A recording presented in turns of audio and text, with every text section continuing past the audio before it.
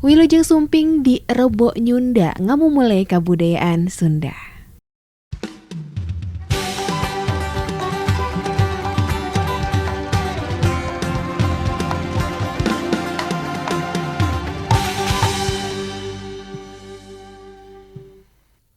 Wilujeng sonten sadayana. Aduh, udah gak kerasa ya hari Rabu lagi. Kalau misalkan hari Rabu kita bakalan ngobrol lagi bareng Syifa dan Novi. Gimana kabarnya Sampurasun guys? Rampes. Gimana kabarnya? Alhamdulillah. Damang. Alhamdulillah Tatay ya. kumaha kabarna? Alhamdulillah damang pisan. Ini pasti damang sih. Alhamdulillah sih masih diberikan kesehatan ya. Jadi selalu damang insyaallah. Hari ini di Rabu kali ini enaknya bahas apa ya guys? Bahas tata cara bicara ke orang yang udah dewasa, orang yang Lebih tua sama yang lebih muda, atau kalau sareng sahandapeun. Oke. Bahasa Sundanya mah. Jadi hari ini kita bakalan belajar bahasa Sunda. Oke, kita bakalan belajar bahasa Sunda bareng Novi sama Syifa. Karena banyak banget orang-orang yang ada di luar Sunda gitu ya, orang-orang yang ada di luar Sunda yang mereka tuh selalu diheureyan, apa ya bahasa Indonesianya heureyan tuh? Diusilin. Iya bener gak sih? Diusilin sama orang Sunda. Misalkan coba dong bilang bilangnya apa ya? Bilangnya abdi gote gitu kan.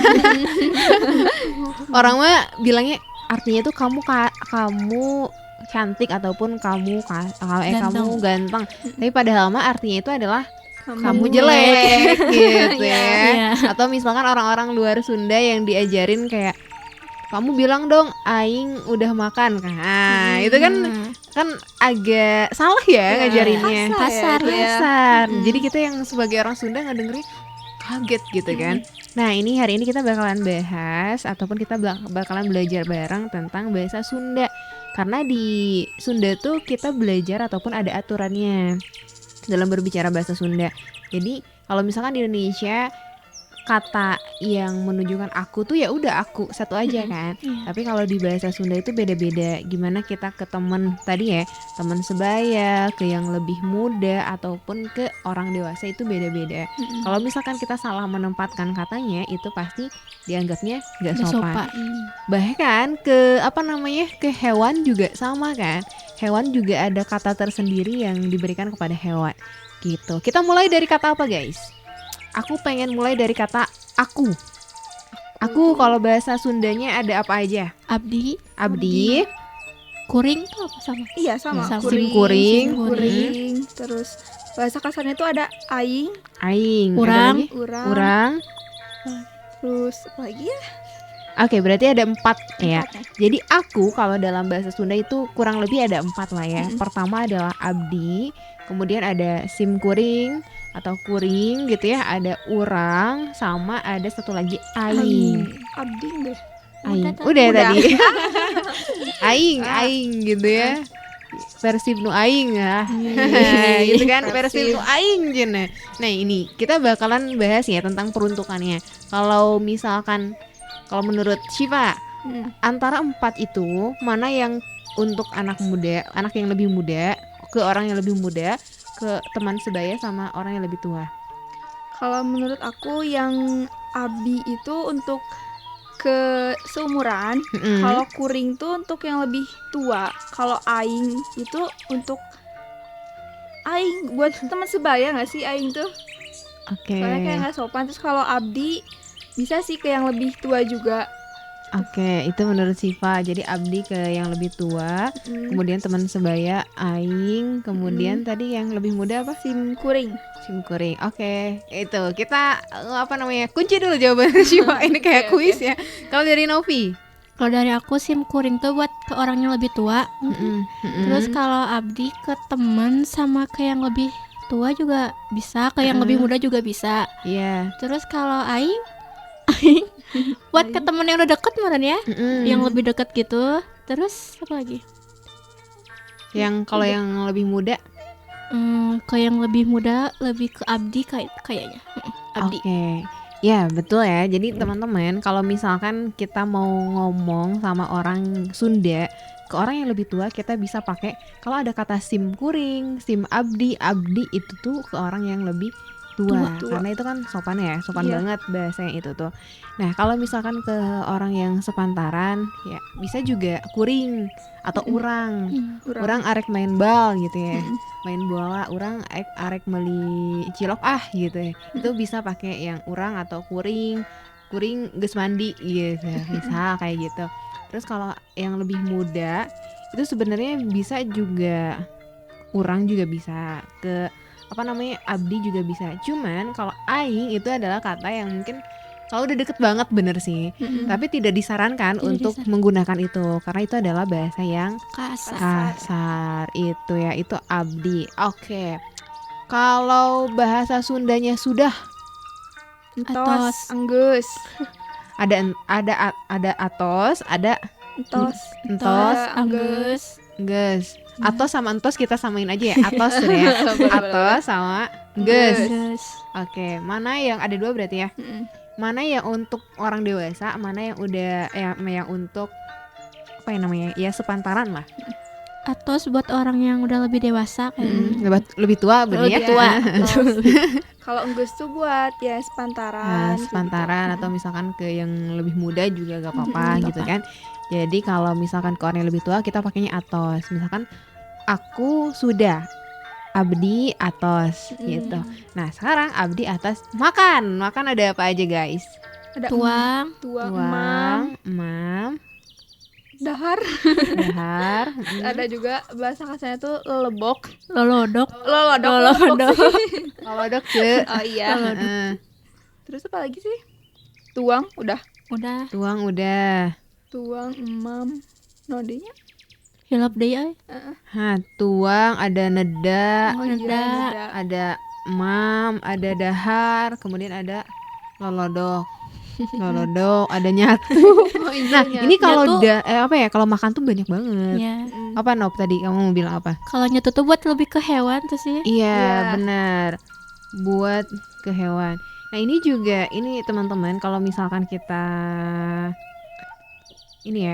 kalau misalkan kita mau belajar. Oke, kita lanjutkan lagi, tadi kena jeda iklan. Oke nih, kalau misalkan teman-teman mau tahu sebenarnya kayak dahar tuh untuk siapa sih peruntukannya, itu juga bisa sebenarnya dicari aja di Google dengan carinya ataupun keywordnya adalah undak usuk bahasa gitu, undak usuk bahasa Sunda kayak gitu. Misal tadi kan makan tuh ada dahar, ada neda, ada tuang, ada lelodok, ada nyatu. Nah sebenarnya kalau di bahasa Sunda tuh ada 3 bahasa gitu, maksudnya 3 bahasa, tiga peruntukan bahasa. Ada yang namanya bahasa Loma. Bahasa Loma tuh adalah bahasa yang umum dipakai biasanya di majalah-majalah bahasa Sunda itu pakainya bahasa Loma. Jadi bukan bahasa yang halus banget, enggak kayak gitu. Terus ada namanya bahasa lemes atau bahasa lemes buat diri sendiri. Kalau kita menggunakan bahasa itu biasanya kepada orang yang ke sepantaran gitu ya, ke orang yang lebih muda juga. Ada juga bahasa lemes kerbatur. Jadi peruntukannya ada yang untuk diri sendiri, ada yang kerbatur. Misal gini, makan itu bahasa lomanya ataupun bahasa umumnya itu dahar. Jadi kalau misalkan kita masih ngomong pakai dahar, misalnya kayak aku sudah makan, abdi atos dahar, itu juga gak apa-apa karena itu umum. Tuh, ada bahasa lemes kersorangan atau bahasa lemes atau bahasa halus ya buat diri sendiri itu neda. Misal abdi atos neda itu, abdi atos neda. Terus ada bahasa lemes buat orang lain atau bahasa halus untuk orang lain itu tuang. Misal kayak abdi atos neda, Syifa atos tuang. Ya gitu. Bisa ngebedain kan? Gitu. Jadi di bahasa Sunda tuh ada bahasa Loma, ada bahasa lemes yang diperuntukannya untuk diri sendiri, ada bahasa yang lemesnya untuk orang lain kayak gitu. Nah ini untuk nyatu sama lolodok itu adalah bahasa-bahasa yang kasar banget dan itu diperuntukkan untuk hewan kayak gitu. Nah selain ini deh, selain makan satu kata lagi. Tidur apa bahasa Sundanya? Sare. Sare. Terus HS. yes, oke. Oke. Terus ada lagi? Kalau bobo tuh bahasa Sunda bukan? Bobo bahasa Bukan ya? Sunda bukan ya? Kalau kulam Belam. Aku kurang Kalau tahu sih ya, takut salah, nanti kita cari tahu. Oke. Tidur itu ada sare, bener. Ada HS. HS kayaknya kasar ya, itu Kasar, bahasa iya, tidak kasar. boleh guys. Sare, HS, mondok. Tahu gak? Itu mondok, bahasa Sundanya tidur itu mondok. Mondok sama ada kulem. Apa peruntukannya? Kalau tadi sare itu adalah bahasa-bahasa yang umum digunakan gitu. Jadi nggak kasar, nggak lemes, sedang lah ya bahasanya. Kalau misalkan untuk diri sendiri bahasanya adalah mondok gitu, mondok. Kalau misalkan apa namanya? Kalau misalkan untuk orang lain itu namanya kulem. Kulem bahasanya, bahasa Sundanya tidur. Kayak misalkan Syifa atau kulem tuh acannya gitu. Jadi jangan pakai Syifa atau mondok tuh aja. Nah, itu gak bisa. Karena apa? Karena mondok itu buat diri kita. sendiri. Abdi atau mondok. Mondok tuh bukan berarti mondok di pesantren ya. Tapi aku sudah tidur. Tapi kenapa bilang ya kalau udah tidur? Kayak gitu. Jadi emang bahasa Sunda itu harus apa ya namanya? Harus hati-hati lah. Apalagi orang-orang yang berada di luar Sunda kemudian masuk ke wilayah Sunda, misalkan orang luar Bandung kemudian tinggal di Bandung ataupun kuliah di Bandung, ini harus hati-hati karena banyak orang-orang Sunda tuh yang usil gitu. Jadi harus dicari tahu dulu ini tuh bahasanya kasar atau lemas gitu guys. Gitu. Itu jadi pesannya adalah kita harus belajar ketika misalkan apa ya namanya, ketika kita ada di satu daerah kita harus coba belajar bahasa daerahnya gitu supaya apa ya, supaya nggak ada yang tersakiti gitu. Gak ada salah paham juga. Nggak ada salah paham juga kalau misalkan tiba-tiba kita pakai bahasa kasar, mungkin nanti kalau terjun nih di masyarakat tiba-tiba masyarakatnya sakit hati dan lain sebagainya gitu. Itu mungkin ya, nanti kita bakalan bahas lagi tentang undak-usuk bahasa Sunda khususnya di pekan selanjutnya, di Rebo Nyunda selanjutnya. Dari teman-teman ada pesan nggak untuk di pekan ini tentang bahasa Sunda? Kalau dari aku mungkin jaga sopan santun, terus harus dijunjung rasa hormatnya juga. Yang tadi kata Teteh, kalau misal mau berkunjung ke satu daerah tuh harus dipelajarin dulu bahasanya supaya nggak salah paham, bisa berkomunikasi dengan baik juga. Iya betul, sopan santun, karena di suku Sunda, mungkin suku-suku yang lain juga sama ya. Sopan santun itu adalah satu hal yang benar-benar dijunjung tinggi. Kayak gitu. Apalagi Sunda juga sama-sama beneran kita diajarkan tentang sopan santun. Makanya ada undak-usuk bahasa atau tingkatan bahasa supaya kita juga sopan dan santun kepada orang yang lebih tua. Kalau dari Novi ada pesan? Gak ada, udah sama simpel semua. Udah include lah ya. Pokoknya teman-teman semua kita harus coba untuk belajar bahasa Sunda. Jangan sampai kita menggunakan bahasa Sunda yang kasar, karena itu bisa menyakiti hati orang lain. Apalagi nanti peruntukannya kepada orang yang lebih tua, kita harus pelajari lagi. Karena juga banyak orang Sunda yang dia juga nggak paham ya. Ini apa ya bahasa Sundanya gitu kan? Ini bahasa Sunda yang lemesnya apa? Hingga pada akhirnya orang-orang Sunda tuh nggak mau ngomong bahasa Sunda karena takut kasar. Nah itu nggak boleh. Kalau misalkan kita yang tidak melestarikan bahasa Sunda ini, siapa lagi?